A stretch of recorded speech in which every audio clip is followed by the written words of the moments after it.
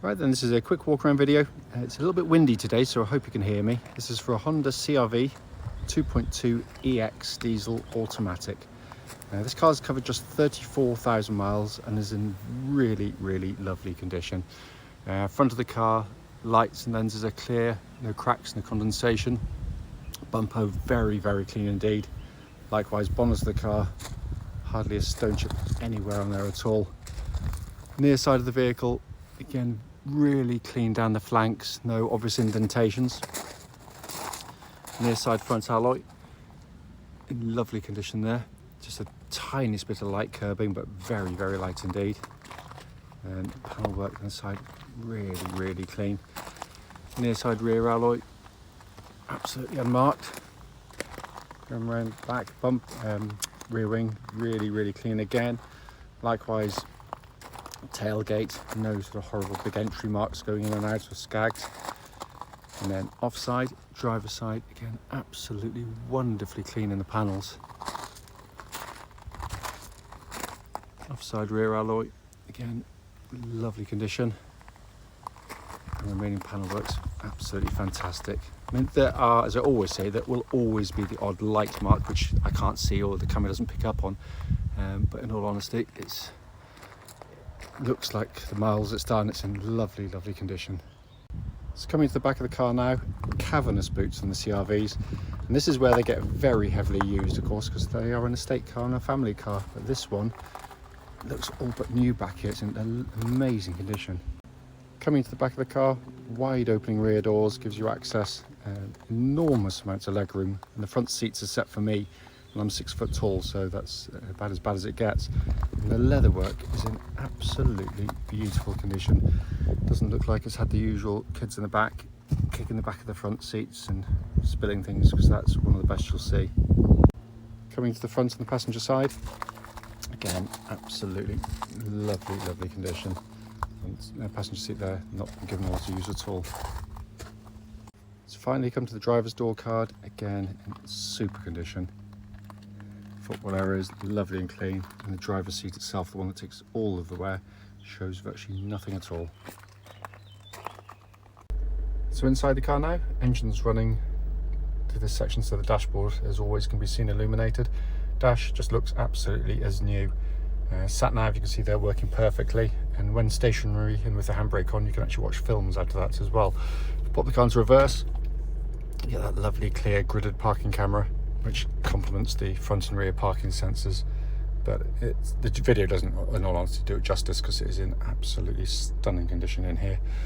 Coming across the binnacle there, hopefully you can see 34,303 miles, and there are no warning lights on the dashboard at all whilst the engine's running.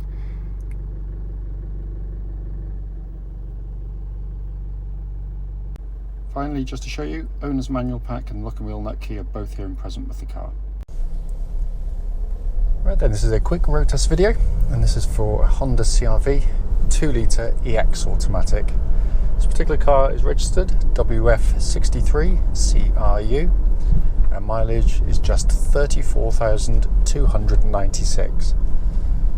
The reason we do these videos is very simple indeed. It's to ensure that if anyone is looking at our cars online gets to see the cars we're actually advertising in operation.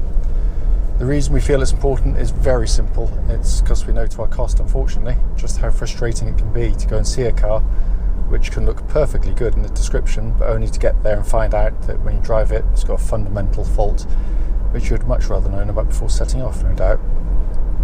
We also do the road tests on these lovely quiet country roads close to our premises, and this actually forms part of the road test route that we take customers on, so hopefully then will be representative of what you'd feel yourself should you be offered a test drive in the car.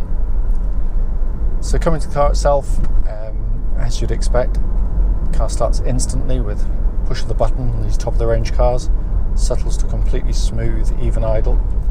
There are no warning lights on the dashboard at all relating to the engine or any other part of the car.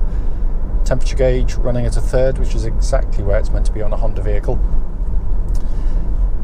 The engines are just fantastic, absolutely fantastic diesel engines. They are smooth and quiet, very powerful. It really pulls with vigour, but unlike so many diesels in this day and age, which seem to have kind of an initial thrust and then they just die away, this is one of the few diesel engines that actually likes to rev. It will rev through. Not that you have to, but should you need to, it will. It doesn't just die away, and then you've got, especially with automatic gearboxes, it can be quite a frustrating match where it can end up having to use the gearbox far more often than you'd like for relaxing driving.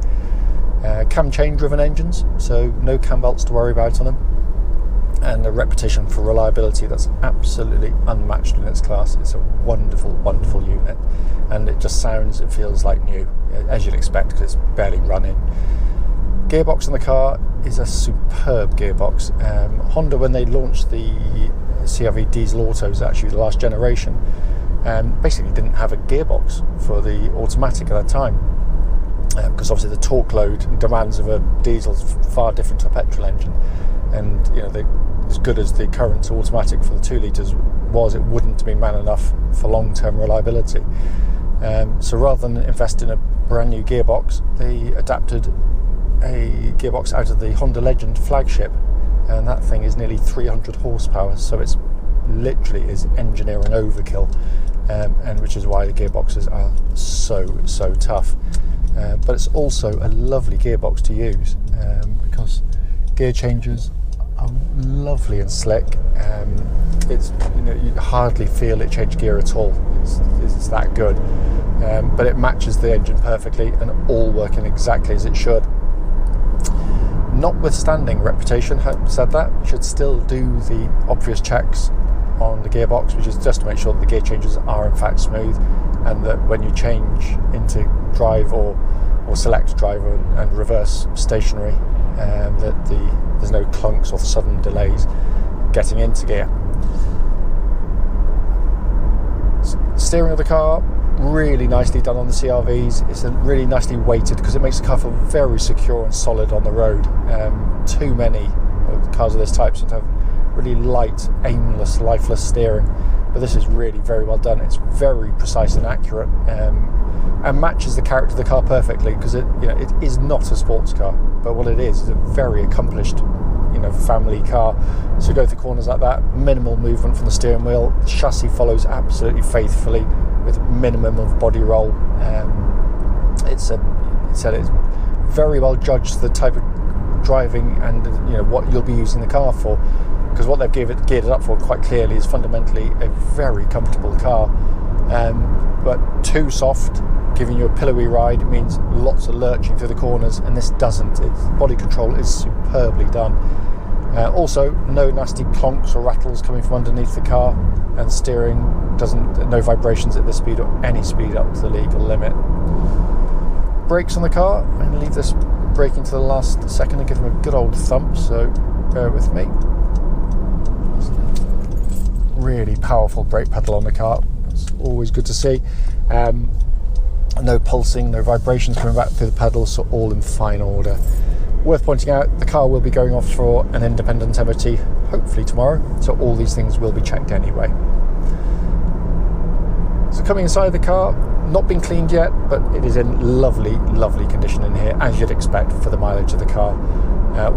Really lovely places to sit, great visibility, massive wing mirrors, low dash line gives you a really good view. I can actually see a bonnet, which is almost a miracle in this day and age, but you feel very much in control of the car on the road with really good vision all around, as I said, and a lovely dashboard to use, which, whilst it is very highly equipped, doesn't intimidate in any way.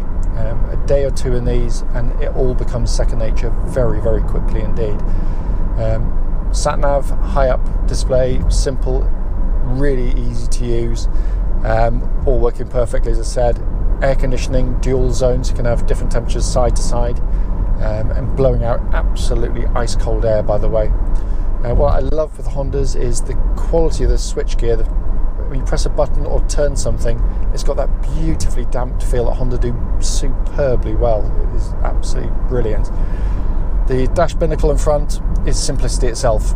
It's simple, legible, easy to read, no more information than you need, and really nicely presented.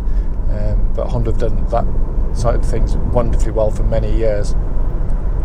Steering wheel, small in diameter and leather bound, feels great in hand. Again, makes the car feel very manoeuvrable because it just feels sort of nice and small and easy to kind of rotate without, you know, some of these big diameter steering wheels, which can be quite unwieldy to haul around. And it just feels like new in hand as well, in all honesty. This is a four-wheel drive version of the CR-V, albeit there are no buttons to press because it basically does it all for you.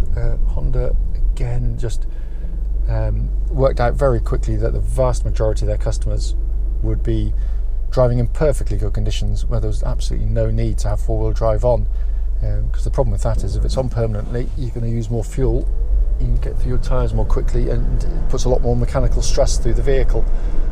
This is genius because basically, should the front wheels start to lose grip, it instantly brings in the rear wheels to give you four-wheel drive, and it's seamless in the way it does it. I've used CR-Vs for donkey's years now for towing my caravan and never come close to getting stuck. Its simplicity, by the way, also gives it its reliability. Nearly 3 decades selling Hondas now, and not put a spanner on a four-wheel drive system or any of them using this system, so it's a very, very tough system indeed. As I said at the start of the video, the point is brief. It's obviously is brief, but it's just to show the car in operation and to feedback anything I can. There's nothing at all. It drives absolutely as solid as a rock, you know, as you'd hope to and expect given the mileage of the car. As always though, if you've got any questions about the car, don't hesitate, do give us a call.